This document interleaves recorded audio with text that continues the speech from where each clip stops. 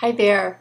I've been reflecting a good deal lately about resistance. It's come up in several coaching conversations with clients, and it's come up as I've prepared for the Traction Mastermind, a new program I'm building. Resistance is that resistance, that inclination to not move forward. It's running into that internal barrier, right? It's coming up against some aspect of ourselves that says, no, I don't want to do it.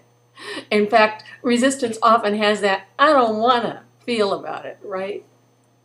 Well, there are two classic ways to deal with resistance, and a third way that I'm going to propose is much better than either. One classic way, and we see this a lot in coaching circles, is suck it up, barrel through, just do it. And I don't find that's very helpful. That takes us to a place of struggle. If we succeed in sucking it up, we tend to get brittle. We often get burned out. Very often we don't do very good work. And then there's another one, and I've sometimes been a proponent of this, and that's to just go, hey, it's just not the right time. Oh well, don't do it now. Go do something else. And I think there's value in that. I really do. I think there are times when it isn't the right time, when shifting your attention can be really useful. But you know what? More often, what I notice, and this is true in my own life and my own experiences with resistance, is when it seems like it's not the right time, what's really happening is that my ego's gotten in there and has started to sweat how I look now, how I'm going to look when it happens. Is it going to turn out right? Am I going to get what I want? Am I going to look the way I want to look as I get it?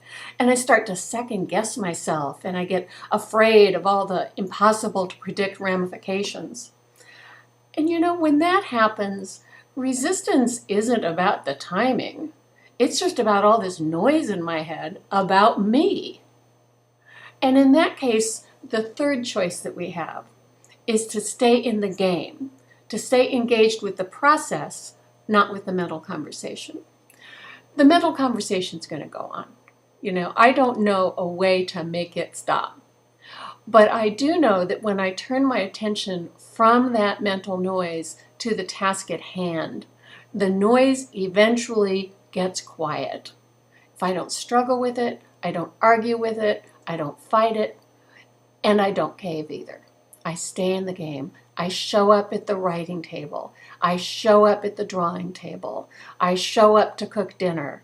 I show up in my garden, whatever it is. And you know where the place is that's calling you to show up now. So don't worry about that mental noise. It really doesn't mean anything. It's just your good old ego doing what good old egos do. Stay in the game, stay engaged, and as far as I know, that's the best solution to resistance. I'd love to know your experience. Please share it in the comments. Bye-bye.